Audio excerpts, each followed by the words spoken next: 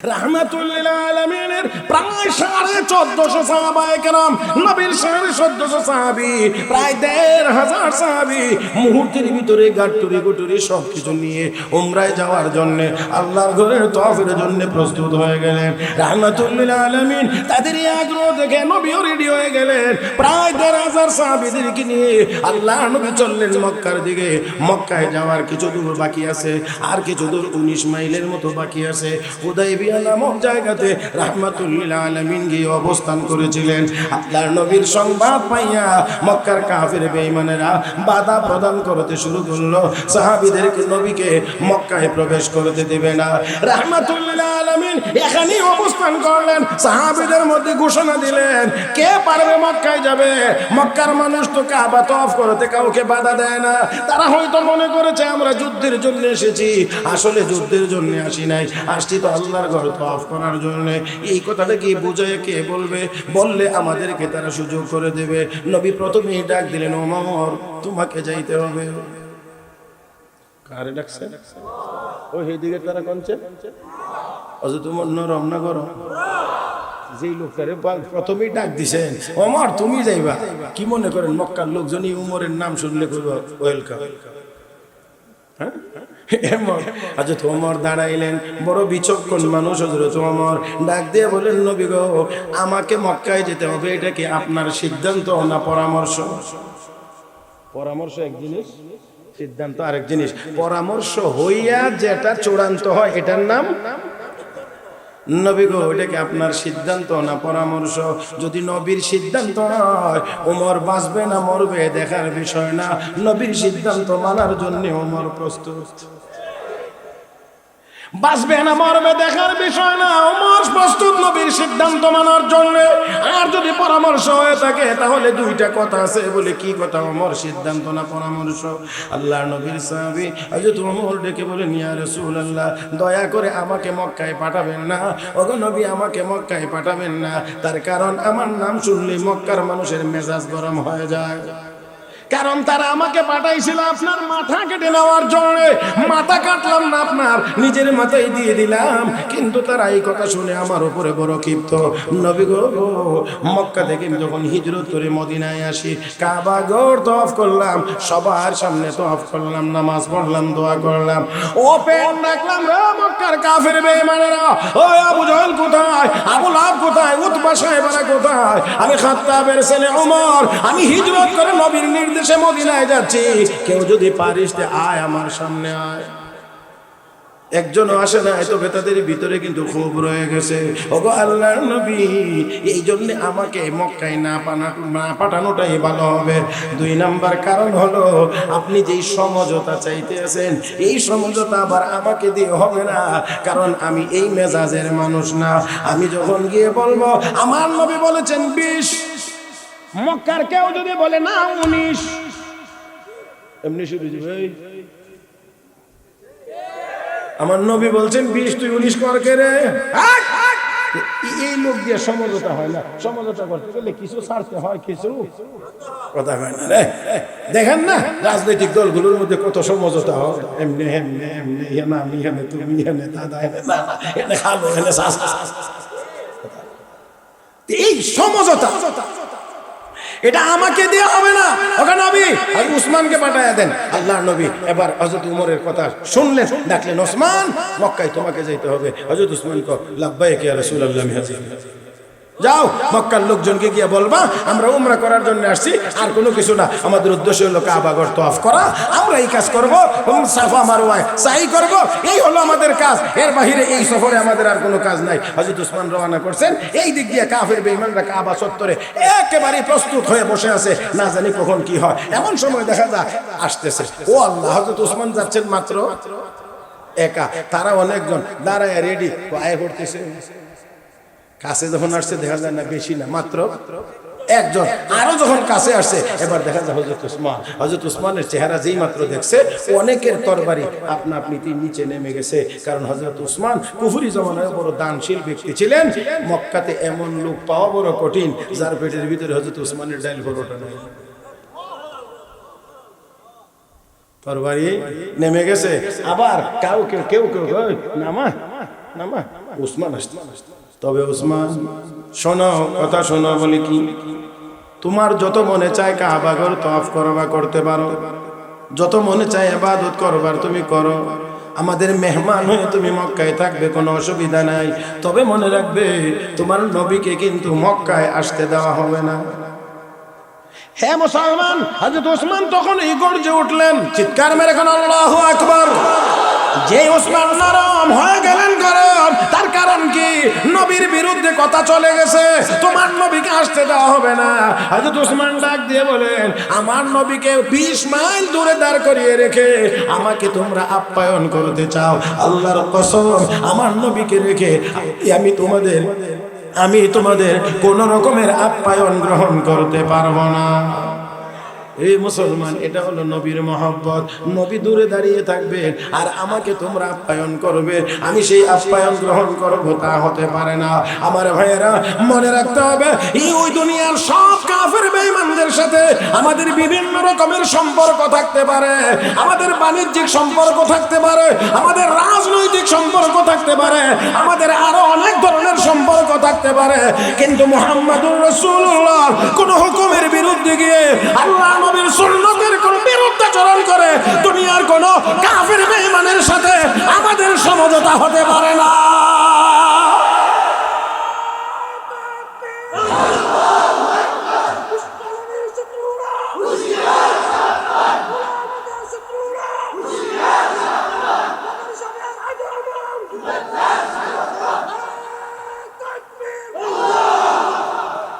আমার ভাইরা, আমার বন্ধুরা, দুনিয়ার কোন কাফের বেঈমানের কাছ থেকে ইসলামের কোন স্বার্থ বিসর্জন দিয়ে, কোন স্বার্থ জলাঞ্জলি দিয়ে আমার নবীর সুন্নতের উল্টা গিয়ে কোন সাহায্য সহযোগিতা আমরা গ্রহণ করতে চাই না। আমরা বিশ্বাস করি আমাদেরকে খাওয়াইবেন কে?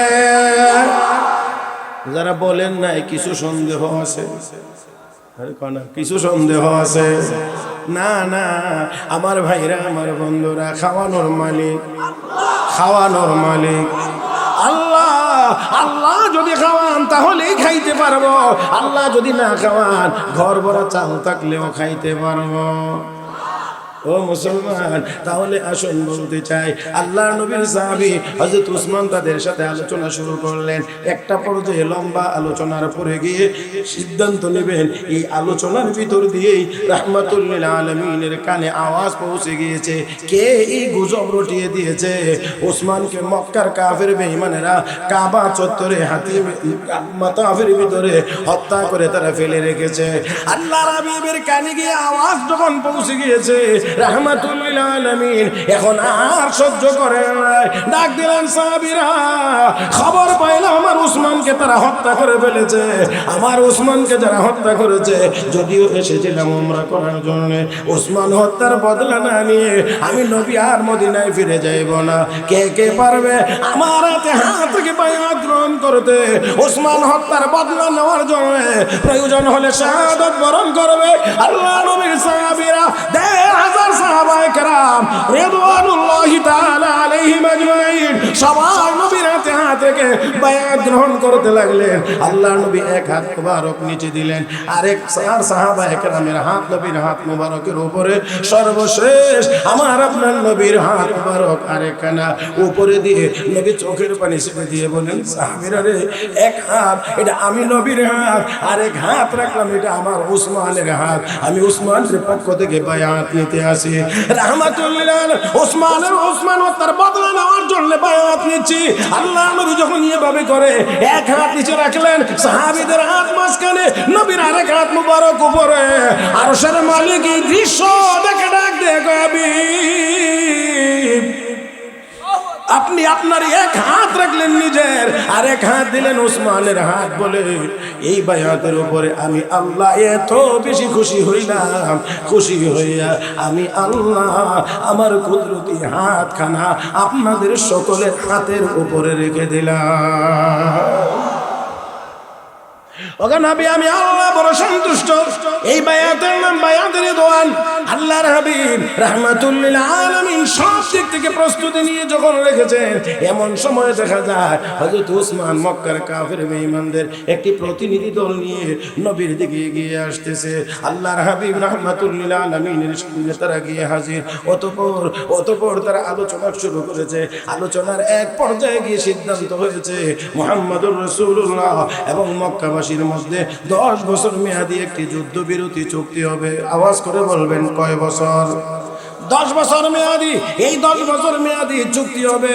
আমার ভাইরা, কেউ কারো বিরুদ্ধে অস্ত্র ধারণ করবে না, কোনো যুদ্ধ হবে না 10 বছরের ভিতরে। এই মর্মে সিদ্ধান্ত হয়েছে। এবার হলো এই সিদ্ধান্তের ভিতরে, এই চুক্তির ভিতরে কিছু শর্ত থাকবে, কিছু শর্ত সারাই থাকবে অবশ্যই। কিন্তু দেখা গেছে যতগুলো শর্ত দেখা যায় সবগুলোই মুসলমানের উল্টা। আল্লাহর নবী এই সবগুলো আস্তে আস্তে করে মেনে নিতেছেন। সাহাবায়ে কেরামের সহ্য হইতেছিল না, এমন ভাবে কেন নবী মেনে নিচ্ছেন? কিন্তু নবী তো নবী, এই জন্য কিছুই বলতে পারতেছেন না। আমার বন্ধুরা, এর ভিতরে একটা শর্ত ছিল এমন, কোন মুসলমান যদি মক্কা থেকে হিজরত করে মদিনায় চলে যায়, মুসলমান হইয়া যদি মদিনায় চলে যায়, তাহলে তাকে এই 10 বছরের ভিতরে হইলে মক্কার কাফেরদের হাতে ফেরত দিতে হবে। কিন্তু কোন মুসলমান যদি মদিনা থেকে ইসলাম ত্যাগ করে মক্কায় চলে আসে, তাহলে তাকে ফেরত দেওয়া হবে না। আল্লাহর হাবিব এই শর্তটাও মানছেন। তো আল্লাহ রাব্বুল আলামিন বলেন মুহাম্মাদুর রাসূলুল্লাহ, মুহাম্মদ সাল্লাল্লাহু আলাইহি ওয়াসাল্লাম আল্লাহর রাসূল। এই কথাটা আল্লাহ বলার পরে নবীর সাহাবীদের, যারা নবীর কাছে ঈমান এনেছিলেন, নবীর জীবদ্দশায় যারা কালেমা পড়ে মুসলমান হয়েছিলেন, নবীকে তারা দেখেছেন চোখে অথবা নবী তাদেরকে দেখেছেন। আমি আবারও কিন্তু বলছি, খেয়াল করে, যারা নবীকে ঈমানের হালতে দেখেছেন অথবা ঈমানের হালতে উনি দেখতে পারেন নাই, নবী তাকে দেখেছেন, তাদেরকে বলা হয় সাহাবী। বহু বচনে সাহাবায়ে কেরাম রিদওয়ানুল্লাহি তাআলা আলাইহিম আজমাইন। আল্লাহ রাব্বুল আলামিন এই নবীর হাতে গড়া ছাত্র, নবীর হাতে গড়া সৈনিক সাহাবায়ে কেরামের 3টা বিশেষ গুণের কথা আল্লাহ উল্লেখ করেছেন, যে গুণগুলো থাকার কারণে তারা সারা পৃথিবীতে বিজয়ী হয়েছেন। সংখ্যায় কম থাকার পরেও তারা বিজয়ী হয়েছিলেন। আর এই 3 গুণ আমাদের মধ্যে না থাকার কারণে 200 কোটি মুসলমান দুনিয়াতে থাকার পরেও, 58টি মুসলিম দেশ আমাদের হওয়ার পরেও, পৃথিবীর 40 ভাগ ভূখণ্ড আমাদের দখলে থাকার পরেও, বর্তমান মুসলিম উম্মাহ পারমাণবিক শক্তি সম্পন্ন হওয়ার পরেও, অস্ত্র গোলাবারুদের অভাব না থাকার পরেও, জনসংখ্যার অভাব না থাকার পরেও আজ আমাদেরকে শুধুই মার খাইতে হয়। গাজার মুসলমানেরা মার খায়, আমাদেরকে তাকিয়ে দেখতে হয়।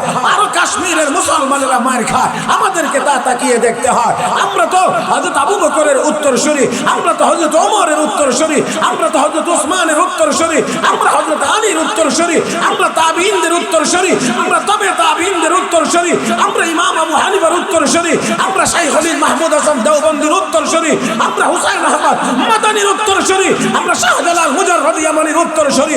যেই শাহজালালের একজন আল্লাহু আকবার আওয়াজে দরগাবিন্দের দালান ভেঙে গিয়েছিল, আমরা যদি যোগ্য উত্তরসূরি হতে পারতাম, 200 কোটি মুসলমানের আল্লাহু আকবার আওয়াজে গারজ রাষ্ট্র ইসরায়েলের নাম নিশানা পৃথিবীর মানচিত্র থেকে মুছে যাইছে।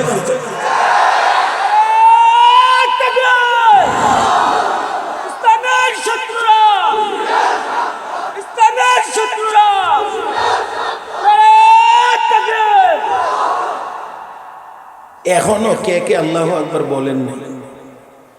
আমার কাছে মনে হয়েছে আওয়াজ মাঝে মাঝে এরকম। আল্লাহু আকবার শব্দটির সাথে কি কোনো বিরোধিতা আছে? বললে কোনো স্বাস্থ্য নষ্ট হবে, আপনাদের কষ্ট হবে। হ্যাঁ, আল্লাহু আকবার এমন একটা আওয়াজে বলেন, অন্তত পক্ষে শয়তান যেন এই এলাকা ছেড়ে দিয়ে অন্তত পাশের দেশ ইন্ডিয়াতে গিয়ে নরেন্দ্র মোদীর কাঁধে উঠে বসে। পারবেন না? পারবেন না? পারবেন না? আরে কথা বলেন না, পারবেন না ইনশাআল্লাহ? শয়তানকে কাছে রাখতে চান? শয়তানকে কাছে রাখতে চান? তাহলে কে কে জোরে বলতে পারবেন এমন একটা ধাক্কা দিবেন অন্তত বাংলাদেশের বর্ডার পার হয়ে যেন অন্তত ইন্ডিয়ায় গিয়ে প্রবেশ করে? এতটুকু বলিষ্ঠ আওয়াজে কি আল্লাহু আকবার বলতে পারবেন? রেডি? সবাই রেডি? এবার বলেন, কে বলছে?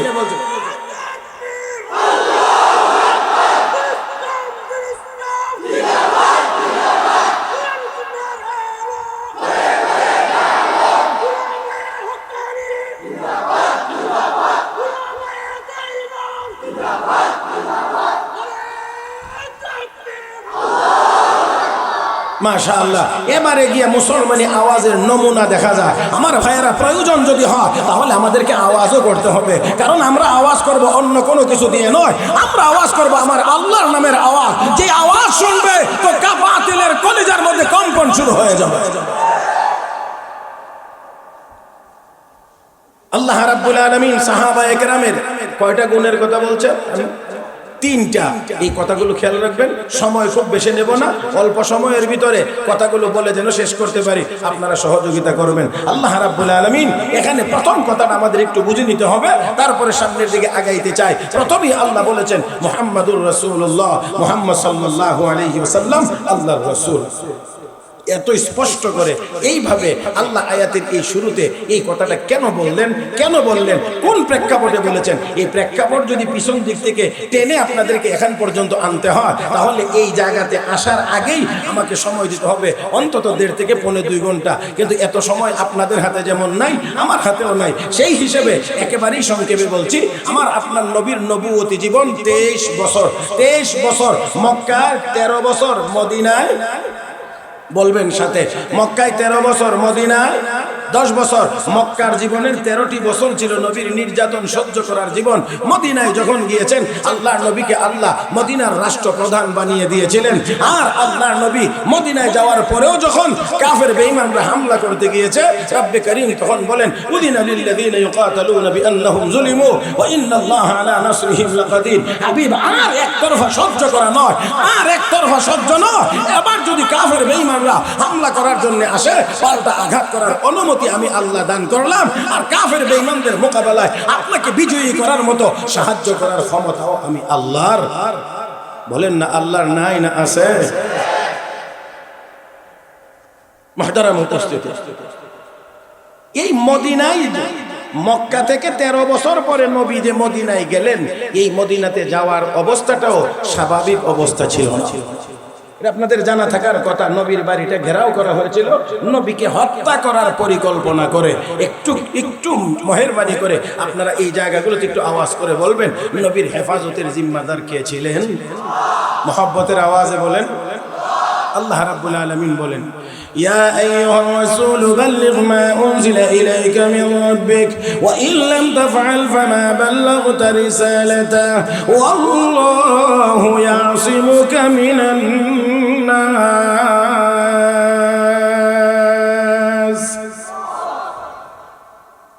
আল্লাহ রাব্বুল আলামিন বলেন, আপনার উপরে ওহীর মাধ্যমে যা কিছু নাজিল হয়, আপনার রবের পক্ষ থেকে যা কিছু নাজিল করা হয়, মানুষের কাছে তা পৌঁছায় দেন।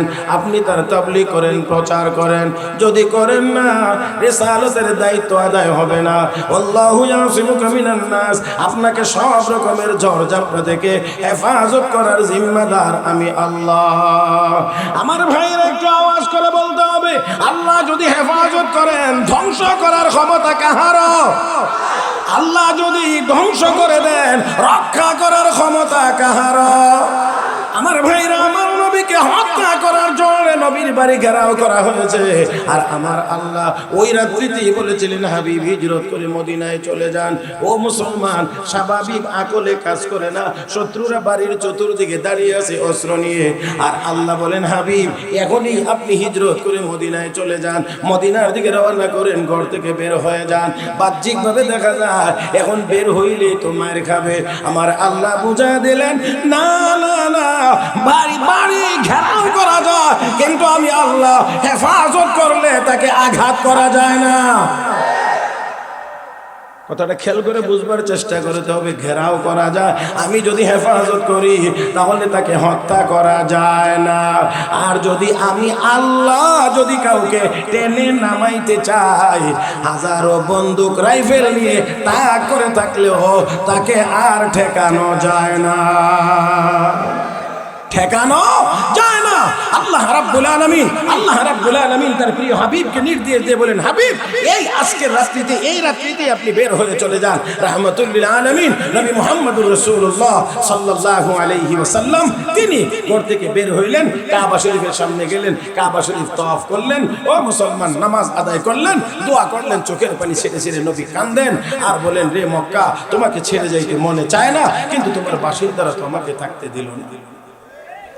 আমি আল্লাহর হুকুমে চলে যাচ্ছি। এমন করে সাহাবা একরামও নবীর যাওয়ার আগেই মদিনায় পাড়ি জমাইয়েছিলেন। সেই সাহাবা একরাম সহ নবী মদিনায় গেলেন। মদিনায় যাওয়ার পরে 5 বছর অতিক্রম করার পরে 6 নম্বর বছরে আমার আপনার নবী একদিন সাহাবীদের সামনে বলছেন, সাহাবীরা আমি রাতে একটি স্বপ্ন দেখেছি। আপনারা একটু আওয়াজ করে আমার সাথে কথা বলবেন যে নবীর স্বপ্ন আর আমাদের স্বপ্ন এক। আমরা অনেক আবল তাবল স্বপ্ন দেখি, কিন্তু পয়গম্বরের স্বপ্ন ওহীর অংশ। নবী সাহাবীদেরকে বলছেন, সাহাবীরা আমি স্বপ্ন দেখছি তোমাদের একটি বিশাল কাফেলা নিয়ে আমি আল্লাহর ঘর তওয়াফ করতেছি। কি তওয়াফ করতেছি? আল্লাহর ঘর মানে মক্কা, খানায়ে কাবা তওয়াফ করতেছি। যেই মাত্র নবী বলছেন আমি স্বপ্ন দেখছি, সাহাবা একরাম তো শতভাগ বিশ্বাসী।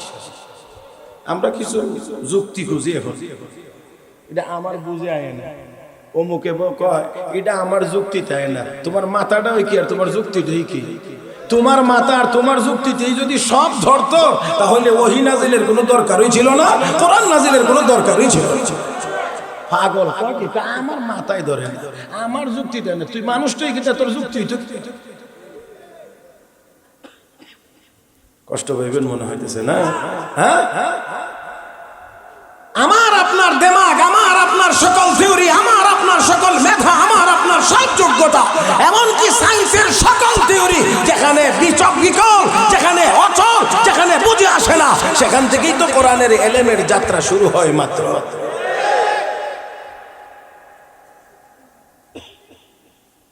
আল্লাহ আমাদের সবাইকে বুঝার তৌফিক দান করুন। আজকের এই আধুনিক যুগে আধুনিকতার ছোঁয়া লাগার কারণে আমাদের সমাজের অনেক ভাইয়েরা বলতে চায় বিজ্ঞানের আলোকে কোরআন, যাচাই করতে চায় বিজ্ঞানের আলোকে কোরআন। না না না না, এটা কখনোই হতে পারে না। বিজ্ঞানের আলোকে কোরআন হতে পারে না। কোরআন সুন্নাহর আলোকে চলবে বিজ্ঞান, কোরআন সুন্নাহর আলোকে চলবে।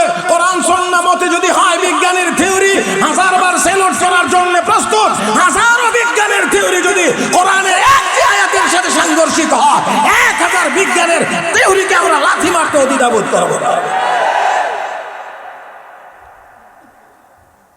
অনেকেই শোনা যায় বলতে বিজ্ঞান বিজ্ঞান জপতে জপতে ঠুটের কোনা ফেনা জমা এলো। এই জন্য আমি মাঝে মাঝে বলি, ও আল্লাহর ওলিরা কোনো কথা আছে যে দয়া করে বুজুর্গরা যারা এদিক দিয়ে কথা বলেন আপনারা একটু দয়া করে থামেন।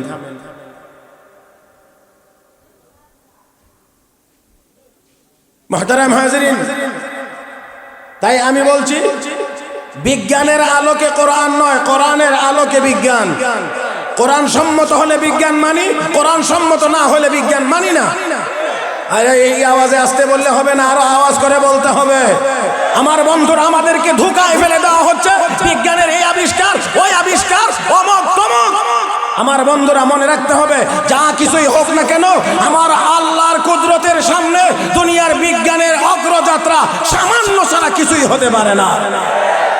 মুহতারাম হাজরিন, সেজন্য আমি আপনাদেরকে বলছি 1500 বছর আগে আমার আল্লাহ কোরআন নাজিল করে বিজ্ঞানীদের চোখে আঙ্গুল দিয়ে দেখায়া বলেন, খালাকাস সামাওয়াতি বিগাইরি আমাদিন তারাউনাহা, এত বড় আসমান বানাইলাম খুঁটি ছাড়া, চোখে দেখিস না? কি ছাড়া? কথা বুঝতে কষ্ট হইতেছে না? এই যে একটা ছাদ বানাইছেন কাপড় দিয়া, এই কাপড়ের ছাদটাকে উপরে ঠিকঠাক রাখার জন্য কতগুলো খুঁটি ব্যবহার করছে। তো আল্লাহর এত বড় আসমানের খুঁটি কোথায়? এত বড় আসমানের খুঁটি কোথায়? বিজ্ঞান কোথায় দেখায় আমাদেরকে? কি দেখাইতে চায়? হ্যাঁ, বিজ্ঞানের বিরোধী না, বিজ্ঞান আমাদের সহায়ক, কিন্তু বিজ্ঞানের জ্ঞানা কোলে আর পেশের ভিতরে আমাদেরকে ঢুকায়া অনেক ক্ষেত্রে আমাদের ঈমানকেও ধ্বংস করে দেওয়ার চিন্তা আজ করা হচ্ছে আমার ভাইরা। যার কারণে অনেকে অভিযোগ করে এই কথা বলতে চায়, এই কওমি মাদ্রাসায় পড়ে তো কেউ বিমান চালাইতে পারে না, কওমি মাদ্রাসায় পড়ে তো কেউ ডাক্তার হতে পারে না, কওমি মাদ্রাসায় পড়ে তো কেউ ইঞ্জিনিয়ার হতে পারে না। এটাই যদি কওমি মাদ্রাসার উপরে অভিযোগ হয়, আমিও বলবো ঢাকা ইউনিভার্সিটিতে লেখাপড়া করে কেউ হাফেজে কোরআন হতে পারে না, বুয়েটে লেখাপড়া করে একজন মুফতি হতে পারে না। তাহলে যদি বিজ্ঞানী না হওয়ার কারণে, ডাক্তার হতে না পারার কারণে কওমি মাদ্রাসার বিরুদ্ধে কথা বলতে হয়, তাহলে হাফেজে কোরআন তৈরি না হওয়ার কারণে ইউনিভার্সিটির বিরুদ্ধেও কথা বলতে হবে। আমি বলি একটা আর একটার সহায়ক। মাদ্রাসায় পড়বে আলেম তৈরি হবে, ইউনিভার্সিটিতে পড়বে ডাক্তার তৈরি হবে। আমি আপনাদেরকে বিনয়ের সাথে বলি, বাংলাদেশে ল কলেজ আছে যেখান থেকে লেখাপড়া করে কি তৈরি হয় কন্যাদিহি। ল কলেজে যারা পড়ে, এখান থেকে যারা লেখাপড়া করে শেষ করে তারা কি হয়? উকিল হয়, অ্যাডভোকেট হয়, আইনজীবী হয়, ব্যারিস্টার হয়, তাই না? আচ্ছা বলেন দেখি, তো এখানে এই ল কলেজে পড়ে তো কেউ ডাক্তার হয়। আবার বুয়েটে যারা লেখাপড়া করে, এখান থেকে লেখাপড়া করে বড় বড় ইঞ্জিনিয়ার তৈরি হয়। কি বলেন ঠিক কিনা? নাকি বলছি ইঞ্জিনিয়ার হয়, ইঞ্জিনিয়ার হয়। এখানে আবার কেউ ডাক্তার হয় না। আবার মেডিকেল কলেজে যারা লেখাপড়া করে তারা ডাক্তার হয়, তারা ইঞ্জিনিয়ার হয় না। তাহলে বোঝা গেল দুনিয়ার এক প্রতিষ্ঠান থেকে সব ডিগ্রি অর্জন করা যায় না। তাহলে দুনিয়ার সব কাছে সব জায়গা থেকে যদি একটা জায়গা থেকে সব ডিগ্রি যদি অর্জন করা যায় না, তো মাদ্রাসায় পড়বে, মাদ্রাসায় পড়াবে, তো দ্বীনের মুহাক্কিক আলেম তৈরি হবে।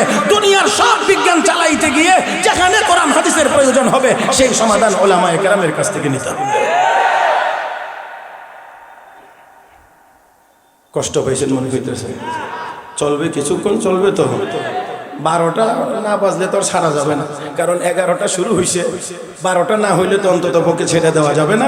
এই জন্যে একেবারেই সামান্য আমার আল্লাহ কুদরতের নিদর্শন দেখায়া দেখায়া বলেছেন যে দেখো না যে আমি আল্লাহ কত কিছু বানায় রাখছি। দুনিয়ার এইগুলো দেখে দেখেই এত কিছু মনে করো, তো আমি আল্লাহ কোথায়? 30 তলা ভবন, 100 তলা ভবন, পৃথিবীর সর্বোচ্চ ভবন 180 তলা দেখে তো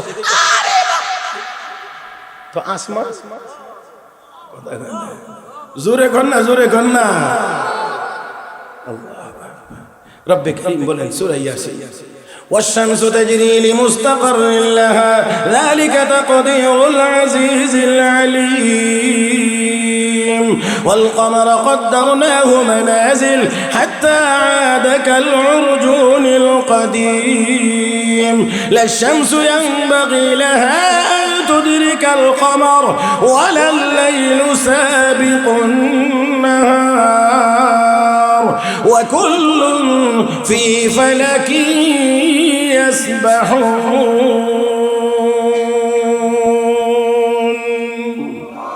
আরেকটু মহব্বতে বলেন, এ মুসলমান, এ মুসলমান, সূর্য তার গন্তব্যের দিকে চলমান, গন্তব্যের দিকে চলমান। আমার বন্ধুরা, এত সময় নাই ওই দিকে যাওয়ার। সূর্যের গন্তব্য কোথায়? আমার ভাইরা, আমার বন্ধুরা, মুফাসসিরিনে কেরাম লিখেছেন সূর্যের গন্তব্য মোট 6টা। সবগুলো বলা যাবে না। দেখেন আপনারা, গরমের দিনে সূর্যের উদয় একদিক থেকে হয়, শীতের দিনে আবার উদয়টা একটু ভিন্ন জায়গা থেকে হয়। খেয়াল করছেন আপনারা? এখন কোন দিক থেকে হয় বলেন তো দেখি? শীত আসতেছে, এখন সূর্য উদয় হয়, এখন সূর্য উদয় হয় দক্ষিণ পূর্ব কোণ থেকে নাকি? হ্যাঁ, শীতের দিন, গরমের দিনে হয় উত্তর পূর্ব কোণ থেকে। অস্তটাও হয় দক্ষিণ পূর্ব পশ্চিম কোণে, আবার অস্তটাও হয় পশ্চিম উত্তর কোণে। এই হলো 4টা। আমার বন্ধুরা, এই হলো সূর্যের গন্তব্য। 5 নম্বর গন্তব্য হলো, 5 নম্বর গন্তব্য হলো আমার বন্ধুরা, কিয়ামতের আগে সূর্য পশ্চিম আকাশে একবার উঠবে, মধ্য আকাশ পর্যন্ত উঠে আবার নিচের দিকে চলে যাবে। এটা হলো তার 5 নম্বর গন্তব্য। 6 নম্বর গন্তব্য সম্পর্কে আমার নবী বলেন, সাহাবীরা জানো কি? সূর্য ডুবে কোথায় যায়? আল্লাহ এবং আল্লাহর রাসূল ভালো জানেন। আমার নবী বলেন, সাহাবীরা, সূর্য ডুবে আল্লাহর আরশের নিচে গিয়ে সিজদায় পড়ে, আবার ওঠার অনুমতি চায়। আল্লাহ যখন অনুমতি দেন, তখন সূর্য আবার পূর্ব দিক দিয়ে উদয় হয়। ও ভাইয়েরা, আমার বন্ধুরা, তাই আসুন বলছিলাম, আল্লাহর সৃষ্টি জগৎ নিয়ে একটু চিন্তা করে দেখেন, তাহলে অবশ্যই আল্লাহর কুদরতের সামনে আমার আপনার মাথা নত হয়ে আসবে, আমার আপনার মাথা নত হয়ে আসবে। আমি বলি, বিজ্ঞান যেখানে গিয়ে অচল হয়, আমার আল্লাহর কোরআন সেখানে অচল থাকে। বিজ্ঞান যেখানে গিয়ে অচল, সেখানে কোরআন। বেশি দূর যাওয়া লাগবে না, বেশি দূর গিয়ে আপনাদেরকে বুঝাইতে চাই না। মানুষ যখন সংকটাপন্ন হয়, মরণের কাছাকাছি চলে যায়, তখন আর কেউ গিয়ে বিজ্ঞানের বই তার কানের কাছে গিয়ে পড়ে না। তখন তাহলে বোঝা গেল তোমার বিজ্ঞান তো দুনিয়াতে থাকতেই কথা কয় না দুনিয়াতে থাকতে এখনো রূহ বেরই হয় না। নাই, তাও দুনিয়াতে থাকতেই তোমার বিজ্ঞানের সব থিওরি অচল, এখানে আমার আল্লাহর কালাম সচল। তাহলে উপরেই যদি চলে না, তোমার নিচে গেলে এখানেও চলবে না, এখানেও চলবে না। শাহজাহান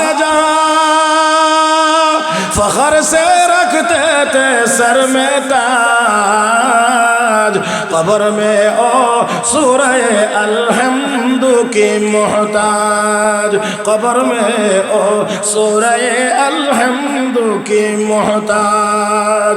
ও মুসলমান, যত বড় রাজা বাদশাহী হোক না কেন, কবরে তার কোনো ডিগ্রি চলে না, একমাত্র আল্লাহর কোরআন কবরে তাকে সাহায্য করতে পারে। জোরে বলবেন, জোরে বলবেন। এখন বলবেন হুজুর আপনারা তো মাটির নিচের কথা বলেন, এটা আরেকটা বড় অভিযোগ। আমরা এখানে মাটির নিচের কথা বলি, তার মানে কবরের কথা বলি, দুনিয়ার কথা তো বলি না। তাই দুনিয়ার কথা একটা বলি। আমি একবার মালয়েশিয়া যাচ্ছি, বাংলাদেশ বিমান এয়ারলাইন্স ঢাকা থেকে ওঠার আগে আগে ঘোষণা দিচ্ছে, সম্মানিত যাত্রীবৃন্দ, আমরা 3 ঘন্টা সময়ের মধ্যে 38,000 ফুট উপর দিয়ে উড়ে কুয়ালালামপুর ইন্টারন্যাশনাল এয়ারপোর্টে অবতরণ করবো বলে আমরা আশা করছি। বিমান উঠছে, 38,000 ফুট উপরে যখন হয়েছে, লেভেল হয়েছে, তখন বুঝলাম যে এখন 38,000 ফুট উপরে আছে। কথা বুঝেন নাই? বাংলাদেশ থেকে মালয়েশিয়া পূর্ব দিকে 38,000 ফুট উচ্চতায় বিমান উঠছে, এমন সময় হঠাৎ রাতের বেলা বিমানে বড় বড় ঝাঁকুনি মারছে।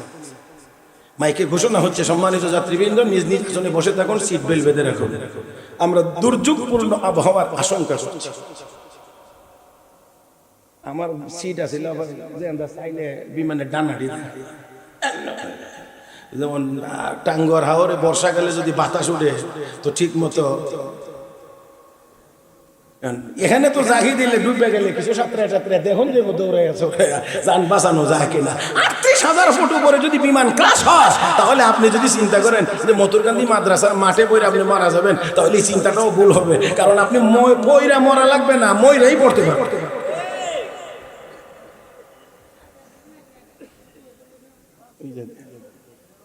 আমি এরকম একটা সংবাদ শুনলে, এত উপরে এমনি বিমানে ভ্রমণ করলে সামান্য একটু এদিক ওদিক হইলেই ভিতরে পানি দেয়।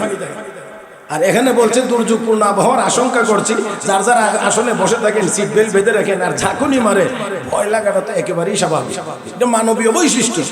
এমন দোয়া কালাম জাফারি পড়তে আছে, তবে আবার মাঝে মাঝে একটু ডাইনে বামে তাকা, একটু দেখি, কারণ বাংলাদেশ থেকে পূর্ব দিকে মালয়েশিয়া, এখানে কোনো বুড়া মানুষ যাওয়ার বেশি সম্ভাবনা নাই, কারণ বুড়া তো যা পশ্চিম দিক। আপনারা কি আসেননি জগতে না? বুঝেন নাই? দুনিয়ার সব কাম কাজের থেকে যখন অচল হয়, রিজেক্ট হয়, তখন ওনার মনে চাই পশ্চিম দিকে যেত। বুঝছেন কিছু? কোন দিকে যেত? হজে যেত, মক্কা মদিনা যেত, আর কোনো কামে লাগে না, সোজা রাস্তা দিয়া লাঠি ভর করা ছাড়া হাঁটতে পারে না। এই লোকটা 35-40 লাখ মানুষের মাঝখানে যখন যাতার মারতে পারে, তখন অবস্থা কি হইতে পারে? মুহতারাম হাজরিন, সেই দিকে বাদ দিলাম। তো বলছিলাম পূর্ব দিকে সব জোয়ান মানুষ, যাত্রী যা আছে আগে পিছে, বুড়া মানুষ নাই। কিন্তু এবার আমি তাকাই আর মনে মনে চিন্তা করি, জমিনে কত যুবক হাঁটে আর শরীর নাচায় আর মনের আনন্দে গান গায়, আমি মরেই যাব, বাঁচাতে পারবে না কেউ। কথা হ্যাঁ, এখন দেখি, এখন ডাইন বাম তাকায় দেখি একজনের চেহারার মধ্যে আর আলো দেখা যায় না, সবাইকে মহা টেনশনে মনে হয়, মাথাটা এইভাবে লাগাই দিয়া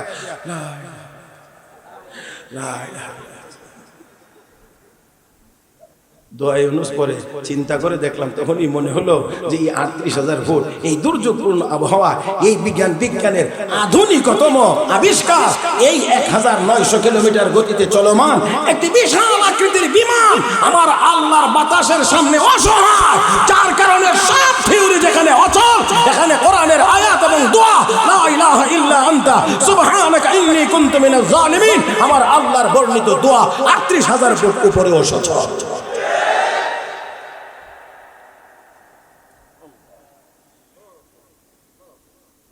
মুহতারাম হাজিরিন, আসেন, আমি এক কথা বলতে গিয়ে আরেক কথা বলে ফেলেছি, অনেক দূর চলে গেছি, জায়গায় চলে আসি। নবী স্বপ্নের কথা বলছে, স্মরণ আছে আপনারা না ভুলে গেছে?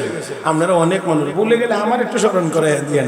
নবী স্বপ্নের কথা বলছেন, সাহাবায়ে কেরাম আমরার মতো না, এটা আমার বুঝে আয় না, এটা আমার বুঝে আয় না, এটা বুঝে আয় না, এটা বুঝে আয় না। মক্কার কাফেরদের একজনেরও বুঝে আইছে না, কিন্তু সবাই মিলে গিয়ে আবু বকর কার অনুসরণ করো, কি পাগলের মতো দৌড়াদৌড়ি করো, কার পিছনে এতদিন দৌড়াইলা? বলে কি হয়েছে? তোমার নবী দিক এক রাতের ভিতরে বলে 7 আসমান ভ্রমণ করে আবার রাতের ভিতরে মক্কায় এসে পড়ছে। এটা কি বিশ্বাস করা যায়? বুঝেন না আপনারা এখনো কথা? সব বিজ্ঞানীরা গিয়ে কয় আবু বকর কোন নবীর পিছনে দৌড়াও, নবী দিটা পাগল ছাড়া কিচ্ছু না। চিৎকার মেরে কর নাউজুবিল্লাহ। ওই আমার নবী পাগল? জোরে বলেন। নুন ওয়াল কলামি ওয়া মা ইয়াসতুরুন মা আনতা বিনি'মাতি রাব্বিকা বিমাজনুন ওয়া ইন্না লাকা লাআজরান গায়রা মামনুন ওয়া ইন্নাকা লা'আলা খুলুকিন আযীম।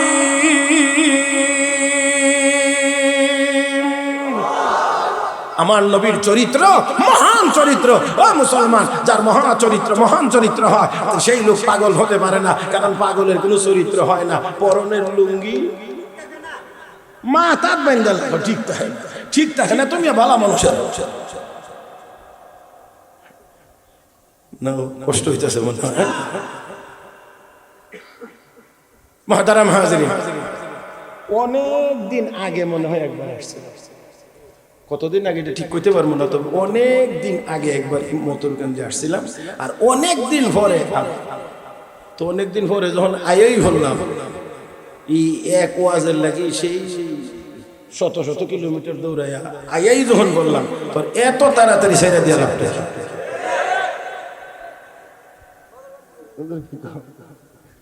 আবার আবার বেশি সিরিয়াস করে যায় দেখলাম আর কি আপনারা বাপসাপটাকে। তো সাহাবায়ে কেরাম বিশ্বাসী ছিলেন, সব কাফের বেঈমান রেখে এমন নবীর পিছনে নি দৌড়াও। হে বেটা আজকের রাত্রে বলে সারা 7 আসমান ঘুরে আই পড়ছে। সিদ্দিক আকবর হযরত আবু বকর কয়, আমার নবী যদি বলে থাকেন তাহলে অবশ্যই সত্য কথা বলছেন। আমার নবী যদি বলে থাকেন তাহলে অবশ্যই সত্য বলেছেন। আমার নবী কয়, আবু বকর এতদিন ছিলে আবু বকর ইবনে আবি কুহাফা, আর এখন থেকে আবু বকরের সাথে লাগবে সিদ্দিক। এখন আর আবু বকর শুধু আবু বকর না, এখন থেকে আবু বকর সিদ্দিক। আল্লাহ নবীর সাহাবীরা শতভাগ বিশ্বাস করে নিলেন, নবী যেহেতু স্বপ্ন দেখেছেন অবশ্যই আল্লাহর ঘর তওয়াফ অবশ্যই হবে। নবীর স্বপ্ন অবাস্তবায়ন থাকবে না, অবশ্যই বাস্তবায়ন হবে। রাহমাতুল লিল আলামিনের প্রায় 1450 সাহাবায়ে কেরাম, নবীর 1450 সাহাবী, প্রায় 1500 সাহাবী মুহূর্তের ভিতরে গাট্টুরি গুটুরি সবকিছু নিয়ে উমরায় যাওয়ার জন্য আল্লাহর ঘরের তওয়াফের জন্য প্রস্তুত হয়ে গেলেন।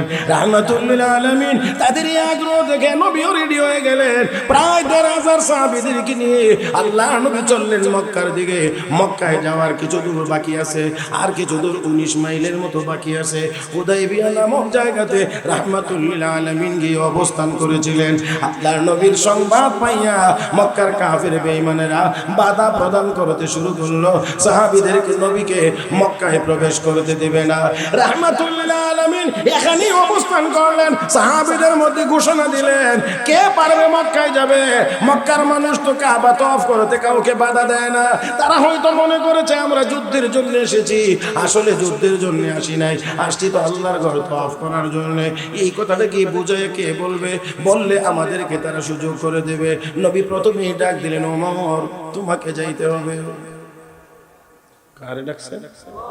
ওই দিকে তারা কোনছে অজ তোমার নরম না গরম? যেই লোকটারে প্রথমেই ডাক দিছেন, ওমর তুমি যাইবা, কি মনে করেন মক্কার লোকজনই উমরের নাম শুনলে কইবা ওয়েলকাম? হ্যাঁ, হযরত ওমর দাঁড়াইলেন, বড় বিচক্ষণ মানুষ হযরত ওমর। ডাক দিয়ে বলেন, নবী গো, আমাকে মক্কায় যেতে হবে, এটা কি আপনার সিদ্ধান্ত না পরামর্শ? পরামর্শ এক জিনিস, সিদ্ধান্ত আরেক জিনিস। পরামর্শ হইয়া যেটা চূড়ান্ত হয় এটার নাম নবী গো, এটা কি আপনার সিদ্ধান্ত না পরামর্শ? যদি নবীর সিদ্ধান্ত হয় ওমর বাঁচবে না মরবে দেখার বিষয় না, নবীর সিদ্ধান্ত মানার জন্য ওমর প্রস্তুত। বাঁচবে না মরবে দেখার বিষয় না, ওমর প্রস্তুত নবীর সিদ্ধান্ত মানার জন্য। আর যদি পরামর্শ হয়ে থাকে তাহলে দুইটা কথা আছে, বলে কি কথা? ওমর সিদ্ধান্ত না পরামর্শ?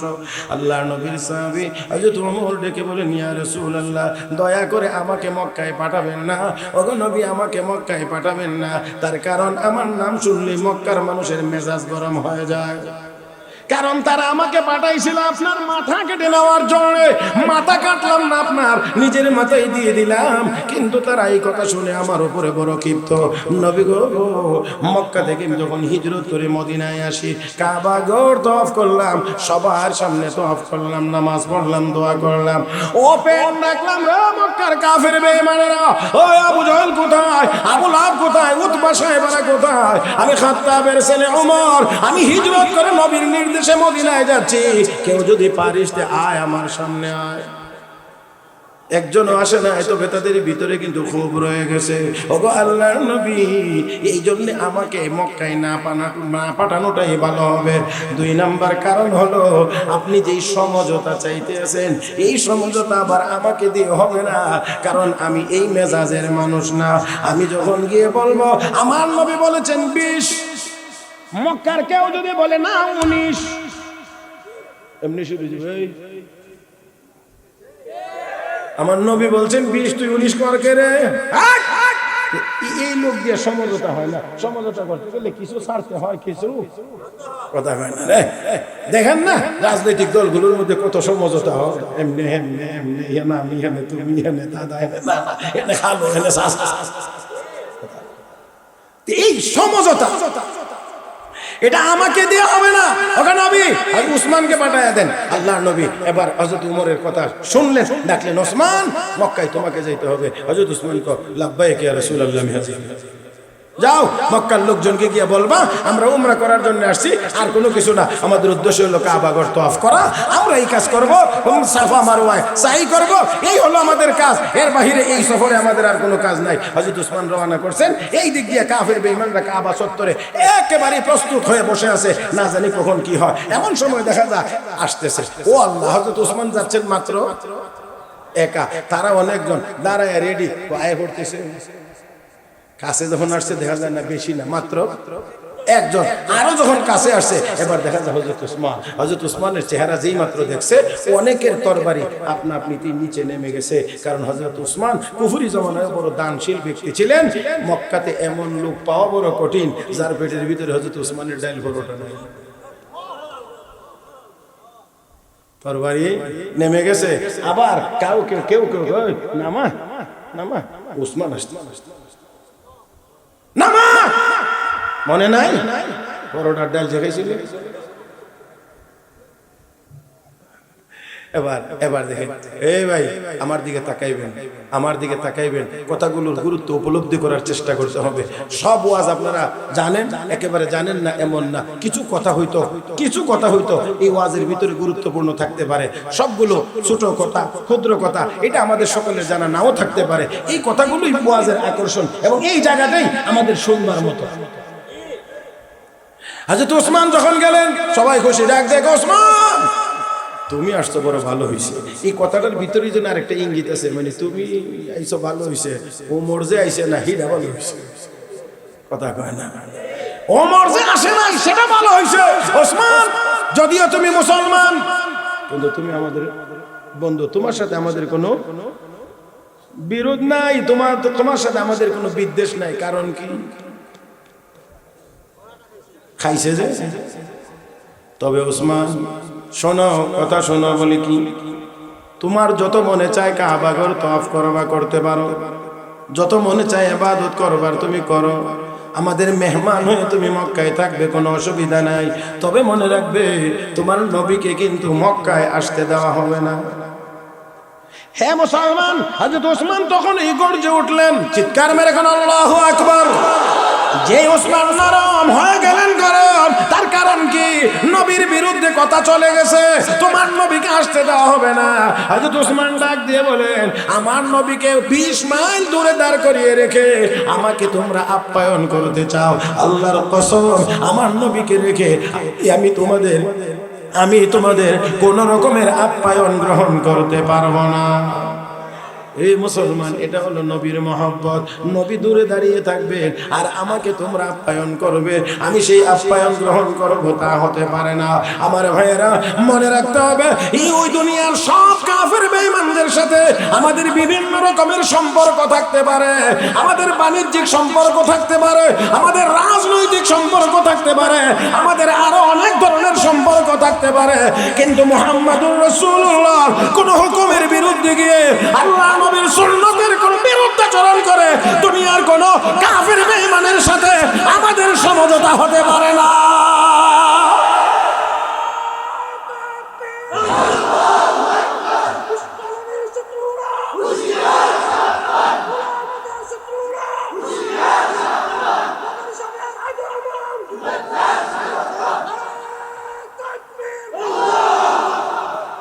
আমার ভাইরা, আমার বন্ধুরা, দুনিয়ার কোন কাফের বেঈমানের কাছ থেকে ইসলামের কোন স্বার্থ বিসর্জন দিয়ে, কোন স্বার্থ জলাঞ্জলি দিয়ে, আমার নবীর সুন্নতের উল্টা গিয়ে কোন সাহায্য সহযোগিতা আমরা গ্রহণ করতে চাই না। আমরা বিশ্বাস করি আমাদেরকে খাওয়াইবেন কে। যারা বলেন নাই কিছু সন্দেহ আছে, কিছু সন্দেহ আছে, না না আমার ভাইরা, আমার বন্ধুরা, খাওয়ানোর মালিক, খাওয়ানোর মালিক আল্লাহ। আল্লাহ যদি খাওয়ান তাহলেই খাইতে পারবো, আল্লাহ যদি না খাওয়ান ঘর ভরা চাল থাকলেও খাইতে পারবো। ও মুসলমান, তাহলে আসুন বলতে চাই, আল্লাহ নবীর সাহাবী হযরত উসমান তাদের সাথে আলোচনা শুরু করলেন। একটা পর্যায়ে লম্বা আলোচনার পরে গিয়ে সিদ্ধান্ত নেবেন। এই আলোচনার ভিতর দিয়েই রাহমাতুল লিল আলামিনের কানে আওয়াজ পৌঁছে গিয়েছে, কে এই গুজব রটিয়ে দিয়েছে উসমানকে মক্কার কাফের বেঈমানেরা কাবা চত্বরে হাতি মাতাফের ভিতরে হত্যা করে তারা ফেলে রেখেছে। আল্লাহর হাবিবের কানে গিয়ে আওয়াজ যখন পৌঁছে গিয়েছে, রাহমাতুল লিল আলামিন এখন আর সহ্য করেন না, ডাক দিলেন, সাহাবীরা খবর পাইলাম আমার উসমানকে তারা হত্যা করে ফেলেছে।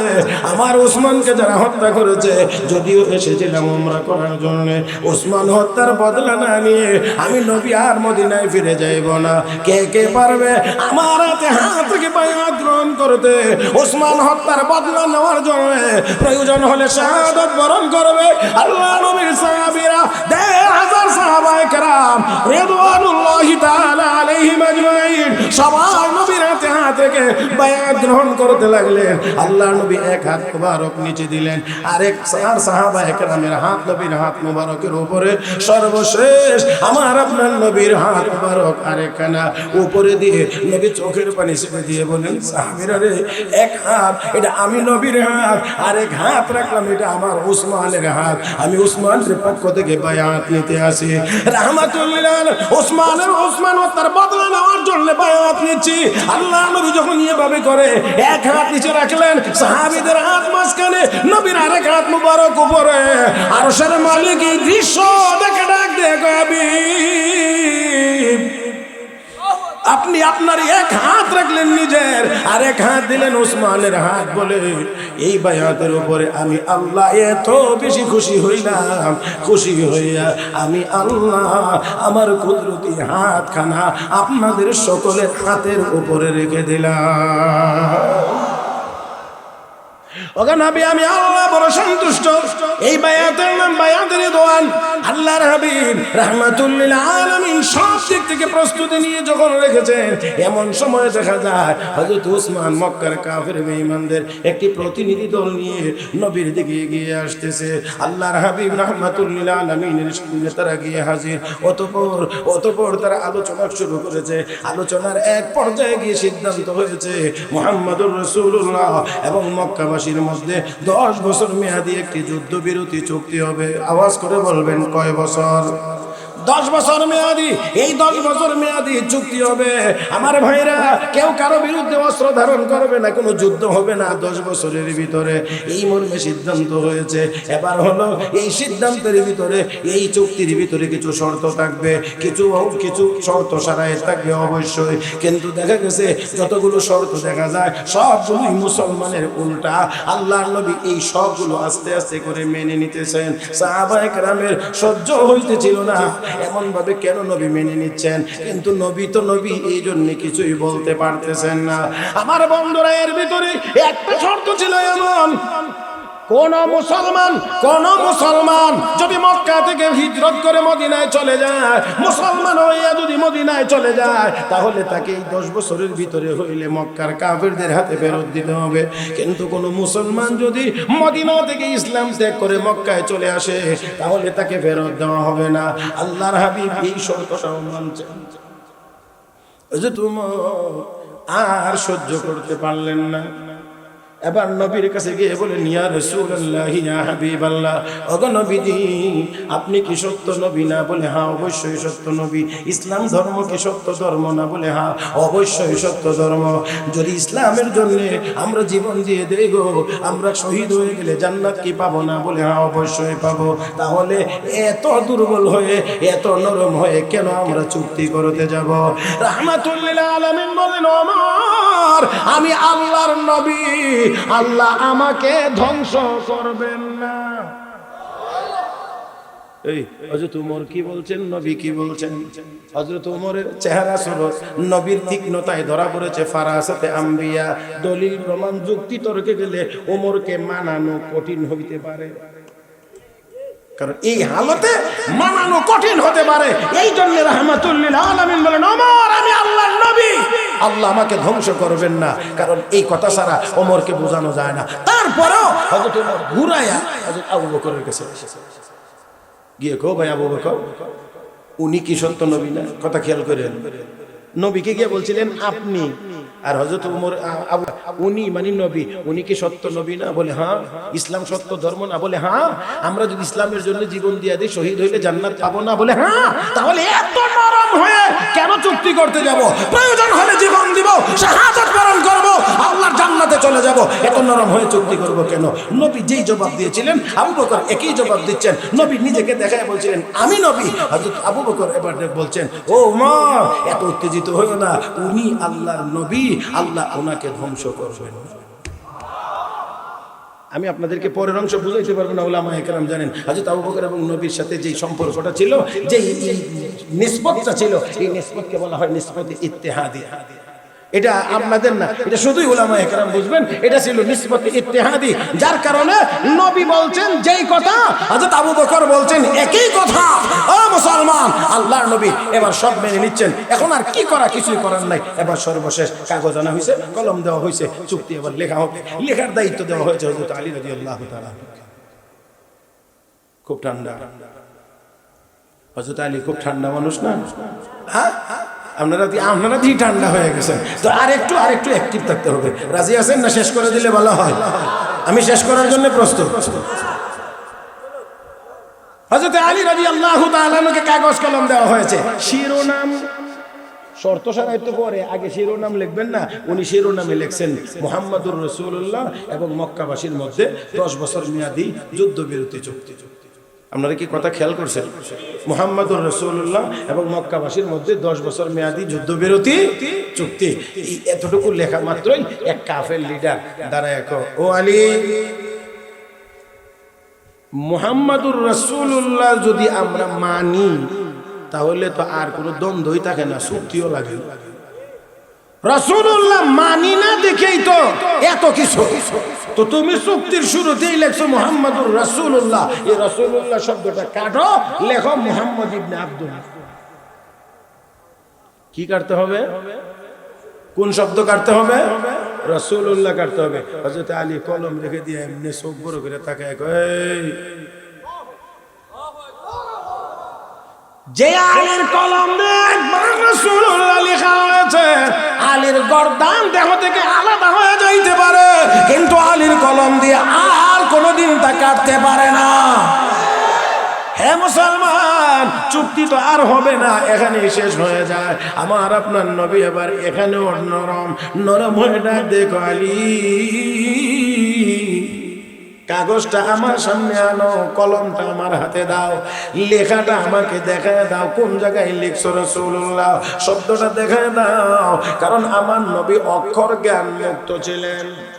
وما كنت تتلو من قبله من كتاب ولا تخطه بيمينك إذا لارتاب المبطلون هو الذي بعث في الأميين رسولا منهم يتلو عليهم آياته ويزكيهم ويعلمهم الكتاب والحكمة وإن كانوا من قبل لفي ضلال مبين আমার আপনার নবী ছিলেন উম্মি উম্মি উম্মি। হে মুসলমান, ভালো করে খেয়াল করবেন, উম্মি আর অশিক্ষিত দুইটা কিন্তু এক না। হ্যাঁ, বুঝতে হবে, উম্মি আর অশিক্ষিত এক। আমার নবী বলেন উতিতু ইলমাল আউয়ালিন ওয়াল আখিরিন, আমার আগের যত মানুষ, আমার পরের যত মানুষ, সব মানুষ মিলে যত ইলম আল্লাহ আমাকে দিয়েছেন তত ইলম। কিন্তু নবী ছিলেন অক্ষর জ্ঞান মুক্ত। অক্ষরের নাম জ্ঞান না, অক্ষর হলো জ্ঞান অর্জনের মাধ্যম। বুঝাইতে আমার কষ্ট হইব। হ্যাঁ, দেখেন এটা, দেখেন এর উপরে কি লেখা আছে প্রথম লাইনে, পুরা লাইনে বলেন না। আবিদিয়া মাদ্রাসার এখানে কি, এরপরে কি 52তম বার্ষিক ওয়াজ মাহফিল। এই যে লেখাটা পড়া বুঝলেন কি, যে এই মাদ্রাসার মাহফিল হবে আগামী অমুক দিন। এই যে মাহফিল হবে, এইটা যে জানতে পারছেন, এটা হলো এলেম। আর এখানে যা পড়ছেন এটা হলো এলেমের মাধ্যম। এই অক্ষরটি দিয়ে আপনারা এই দাওয়াত দেওয়া হয়েছে যে আমরা এই দিনে মাহফিল হবে। এই মাহফিল হবে জানতে পারছেন, এটার নাম এলেম। এই অক্ষরগুলো হলো এই এলেম অর্জনের মাধ্যম। আমার আপনার নবীকে আল্লাহ দুনিয়ার কোনো মাধ্যমে এলেম দেন নাই, আল্লাহ সরাসরি আমার নবীকে এলেম দান করেছেন। এই জন্য কোনো অক্ষর জ্ঞানের প্রয়োজনীয়তা নবীর সামনে আল্লাহ রাখেন নাই। এই জন্য আল্লাহ হাবিব, আপনাকে ইতিপূর্বে কোনো কিতাবও আমি পড়াই নাই, আপনার ডান হাত দিয়ে কোনো কিছু লেখাইও নাই। যদি পড়তে পারতেন আর লিখতে জানতেন তো কাফেরদের মানুষকে তো কোরআন নিজেই বানাইছে।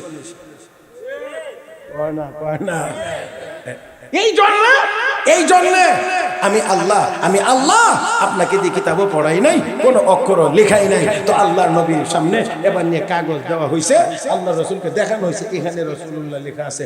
নবী নিজের হাত মোবারক দিয়ে, সাহাবায়ে কেরাম সব ধৈর্য মানে সীমা অতিক্রম করে ফেলছে, রক্ত সিট মারতেছে। এটা কেমন করে সম্ভব? রাসূলুল্লাহ শব্দটাও রাখা যাবে না, কেটে ফেলতে হবে। এটা আবার কেমন চুক্তি? এটা আবার কেমন করে হয়? মানতে মুঠো পারতেছিলেন না, কলিজা যেন ছিঁড়ে যাচ্ছিল। যাওয়ারই তো কথা, এই আওয়াজ আসতে হলে হয় না, এটা ছিঁড়ে যাওয়ারই কথা। রাসূলুল্লাহ শব্দটা যদি ওই চুক্তির শুরুতে রাখা না যায়, এটা যদি সাহাবায়ে কেরামের হৃদয়ে রক্তকরণ হয়, গোলাম মুহাম্মদ কাদিয়ানীর মতো নবী দাবি করে আমার নবীর খতমে নবুয়তকে কেটে ফেলতে চায়, এটা কোনো মুসলমান মনে প্রাণে কোনোদিন মেনে নিতে পারে না।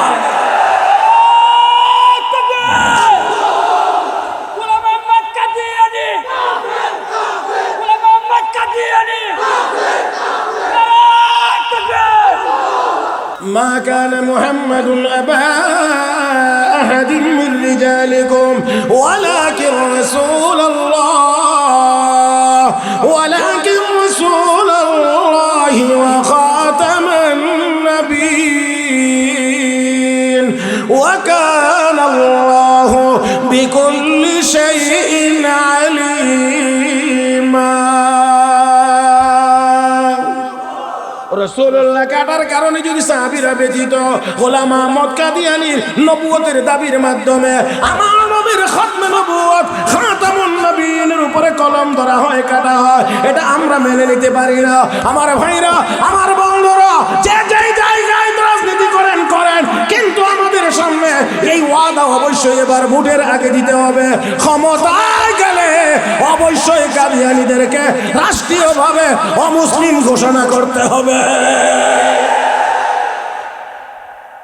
যেই দলই করেন, আমি রাজনীতির কাছাকাছিও নাই, সখানে কিলোমিটারের ভিতরেও নাই ভাইয়েরা। তারপরেও বলছি, যারা ঘোষণা দিতে হবে আমরা ক্ষমতায় গেলে কাদিয়ানীদেরকে অবশ্যই অমুসলিম ঘোষণা করব। এই ঘোষণা অবশ্যই নির্বাচনী ইশতেহারে থাকতে হবে। শুধু খালি আমি সেই আমরা অমুক আমরা তমুক হবে না, জায়গায় হাত দিতে হবে। এটা ঈমানের জায়গা, এই ঈমানের জায়গা।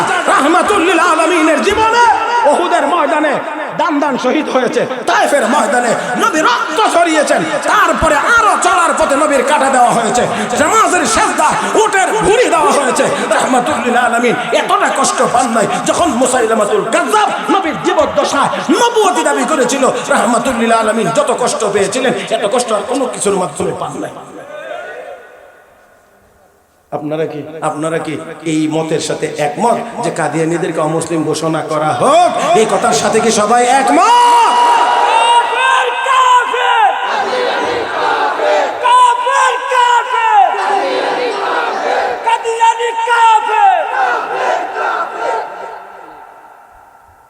মুহতারাম হাজিরিন, খুবই কষ্ট লাগারই কথা। আল্লাহ কোন নবীকে কালো বিশ্রী বানান, কোন বিশ্রী মানুষকে আল্লাহ নবী বানান নাই। গোলাম মোহাম্মদ কাদিয়ানী চাইলে এইদিকে চোখ দেয় তো এইদিকে, এটা কি টেরা টেগরা বিভিন্ন নামে ডাকে, তো টেগরারে কি কেউ সুন্দর কয়নি? তাহলে হে সাই তো এইদিকে চোখ দেয় তো এইদিকে। নবীরা যেখানে ইন্তেকাল করেছেন দাফন সেখানে হয়েছে। আমার নবীর ইন্তেকাল আম্মা আয়েশার হুজরায় হয়েছিল, এই জন্য নবীর ইন্তেকাল যেখানে হয়েছে আম্মা আয়েশার হুজরায় দাফন হয়েছে। এটাই রওজা শরীফ, রওজায়ে আতহার। ও মুসলমান, গোলাম মোহাম্মদ কাদিয়ানী টয়লেটে মারা গিয়েছিল, নবী হইতে হলে তো টয়লেটের ট্যাঙ্কির মধ্যে দাফন করা লাগে।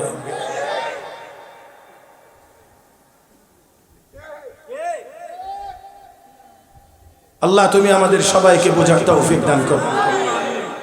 আমার ভাইয়েরা, তারা এই দেশে মুসলিম পরিচয় দিয়ে, আপনারা অবশ্যই একথা জানবেন, হুদুদে হারাম মক্কার, হুদুদে হারাম মদিনায়, এই জন্য দুইটাকে বলা হয় হারামাইন। একটি নির্দিষ্ট সীমানা আছে, এই সীমানার ভিতরে কোনো অমুসলিম প্রবেশ করতে পারে না। আপনারা অনেক সময় অনেকে বুঝতে চান না, এরা কাফের কইলে কি না কইলে কি, এরা তো এমনি কাফের। অনেকে যারা ইমানদার, মানে ইমানদারি বাইলে এরা কাফের কইলে ওরা কাফের, না কইলেও কাফের। জিনা আপনি মনে রাখতে হবে হুদুদে হারামের যে এরিয়া আছে, যে সীমানা আছে, হারামের যে সীমানা, এখানে সব সাইড দিয়ে প্রবেশ পথে লেখা আছে নন মুসলিম নো এন্ট্রি। কোনো অমুসলিম প্রবেশ করতে কথা কয় না। কিন্তু নবীর দুশমন কাদিয়ানীরা শুধুমাত্র আমাদের দেশে রাষ্ট্রীয়ভাবে অমুসলিম ঘোষণা না হওয়ার কারণে মুসলমানি নাম ব্যবহার করে সেই হারামের মধ্যে যাইয়াও তারা এই কুলাঙ্গারেরা, যেখানে কোনো অমুসলিম প্রবেশ করতে পারে না, কিন্তু অমুসলিম হয়েও মুসলমানের শ্রদ্ধাবরণে তারা ওই জায়গা পর্যন্ত পৌঁছে যাচ্ছে। আল্লাহ আমাদের সবাইকে বোঝার তৌফিক দান করুন। মুহতারাম হাজিরিন, রাসূলুল্লাহ শব্দ স্মরণ আছে? রাসূলুল্লাহ শব্দটি কেটে হচ্ছে, নবী কাটলেন, সবকিছু লেখা এবার হচ্ছে। সাহাবায়ে কেরাম মানতে পারছিলেন না, এই বহিঃপ্রকাশ ঘটছে, সব শেষ, সব লেখা শেষ, সই হয়ে গেছে, সিল হয়ে গেছে, চুক্তি করে কাফের লিডারেরা। এই চুক্তির ভিতরে এটাও ছিল, এখান থেকেই ফেরত যাইতে হবে, এবার উমরা করতে পারবেন না। আগামী বছরে আসবেন, 3 দিনের সময় পাবেন, উমরা করে চলে যাবেন, এবার হবে না। তাহলে এখান থেকে ব্যাক করতে হবে। নবী নির্দেশ দিলেন, সাহাবীরা মাথার চুল ফেলে দাও, ইহরাম খুলে ফেলো। সবাই মাথার চুল ফেলায় না, ইহরাম খোলেন না। আল্লাহর নবী একবার তাবুর ভিতরে যান, একবার বাহিরে যান, একবার বাহিরে, একবার ভিতরে, একবার বাহিরে, একবার ভিতরে, অস্থির সময় পার করছিলেন। এই সফরে উম্মত জননী হযরত উম্মে সালমা রাদিয়াল্লাহু তাআলা নবীর সঙ্গে ছিলেন। নবীকে জিজ্ঞেস করেন, আপনি এত অস্থির কেন, পেরেশান কেন?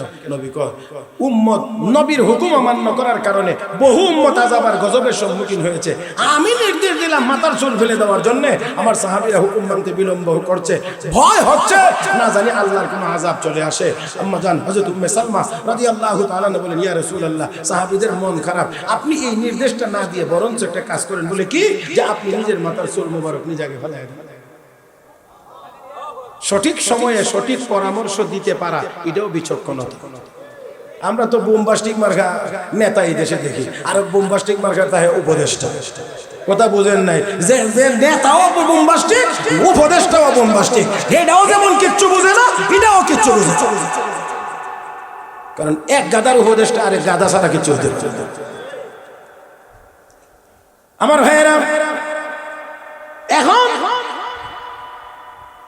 আল্লাহ নবীর স্ত্রী যখন বললেন আপনি মাথার চুল ফেলে দেন, আপনি মাথার চুল ফেলে দেন, এই চুল ফেলে দেওয়ার কথা বললে নবীকে চমৎকার পরামর্শ দিয়েছে। এই সঠিক সময়ে সঠিক পরামর্শ যদি দিতে পারতো আর গ্রহণ করতে পারতো, তাহলে ৪৫ মিনিটের ভিতরে সুরের মতো দেশ ছাড়তে হতো। বুঝেন নাই মনে হয়?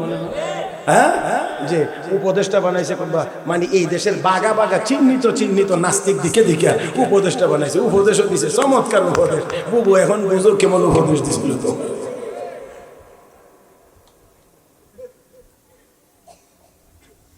আল্লাহ কষ্ট হয়েছে। তো যাই হোক, নবী যখন এই কথা শুনলেন, চমৎকার পরামর্শ। নবী আবার বাইরে গিয়ে আমার মাথা চুল করা, আল্লাহ আমার মাথার চুল, আলহামদুলিল্লাহ সুম্মা আলহামদুলিল্লাহ। এই উমরাতে যে কামাই আইছিলাম মক্কা শরীফ থেকে, এটা অন্য জায়গাত গেছে, এই জন্য ছোট ছোট দেখা যায়। নবী খায় আমার মাথার চুল ফেলা। যেই মাত্র নবীর মাথা মুবারকের চুল ফেলানো শুরু হয়েছে, সাহাবায়ে কেরামের আর একজনের কোনো অভিমান নাই।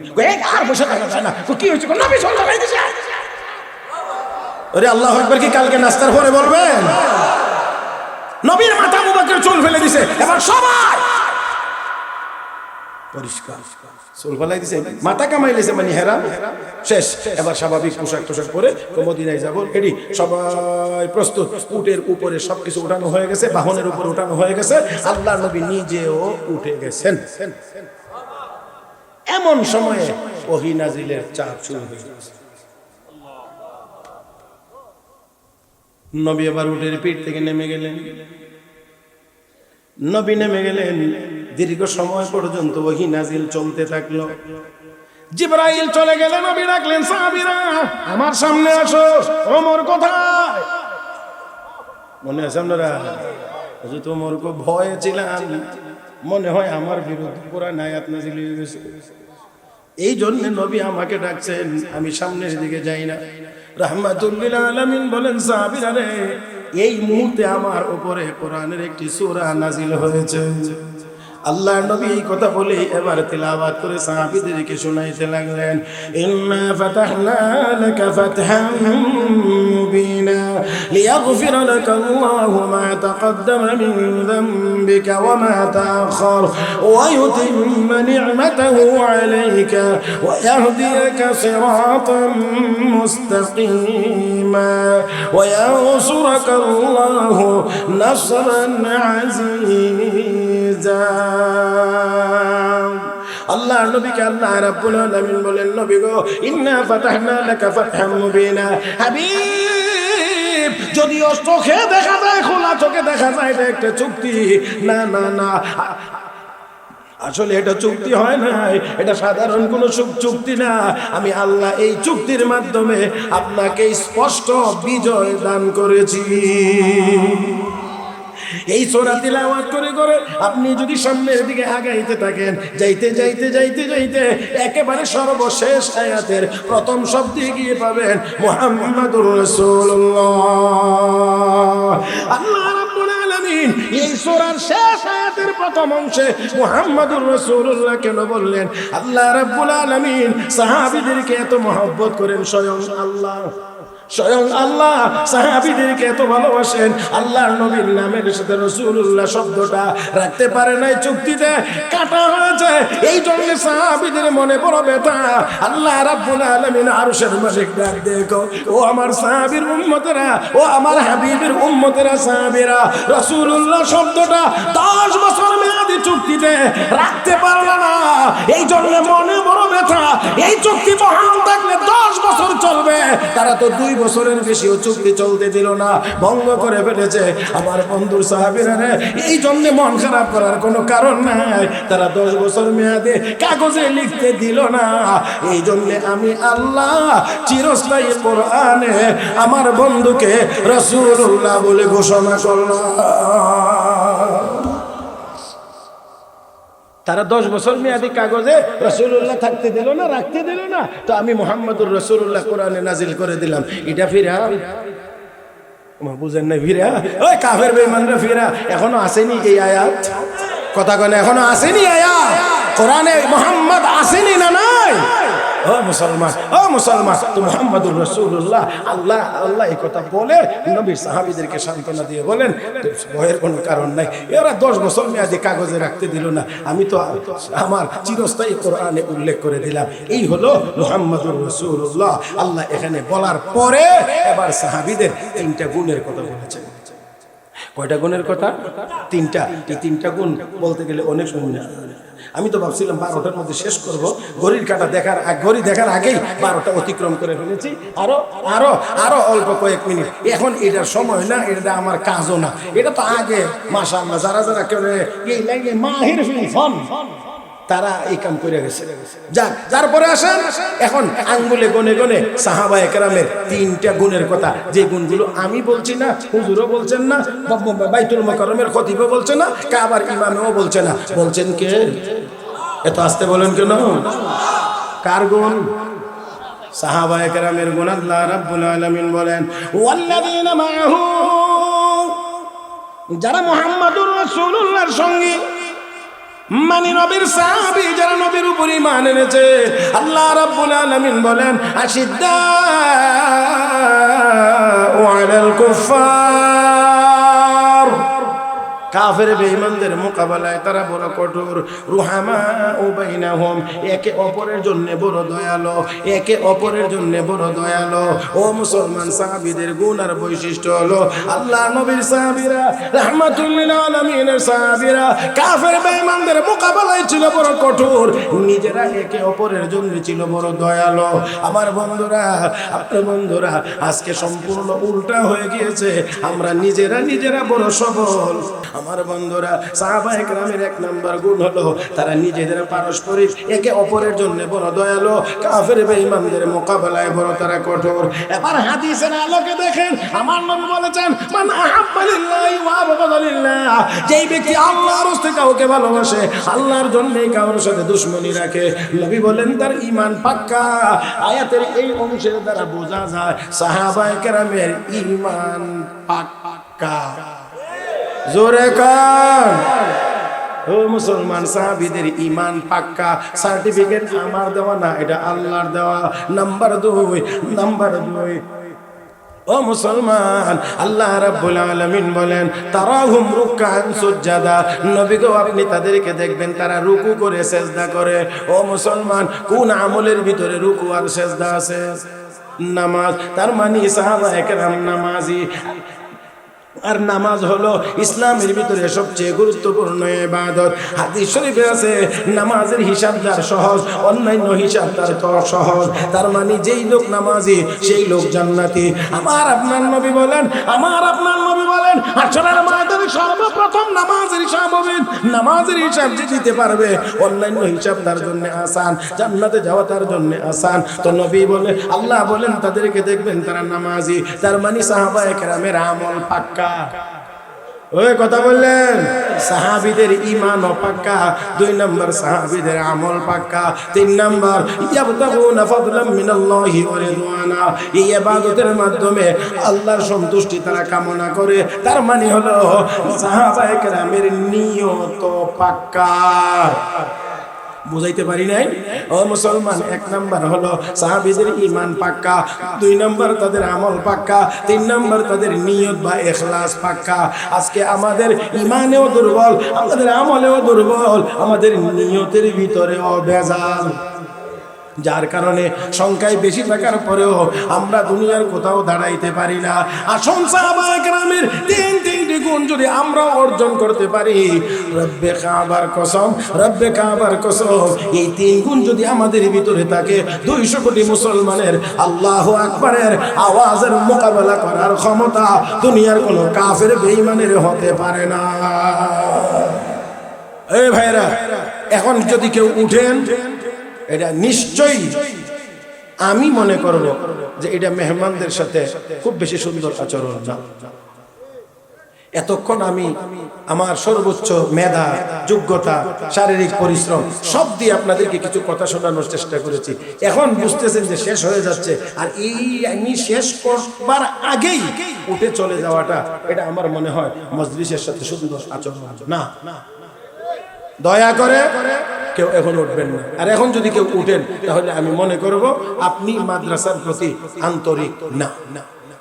আমি আগেই বলছি, হুজুর আমাকে ইঙ্গিত দেওয়ার পরে আমি জবাবও দিছি, তারপরেও বলছি সবকিছুর পরে এই মাদ্রাসা। কারণ এমন একটি মাদ্রাসায় গিয়ে আলিফ বা তাসা পড়ার কারণেই আমি মেহরাজুল হক আজকে আপনাদের সামনে কথা বলতে পারছি, না হয় কথা বলতে পারতাম না।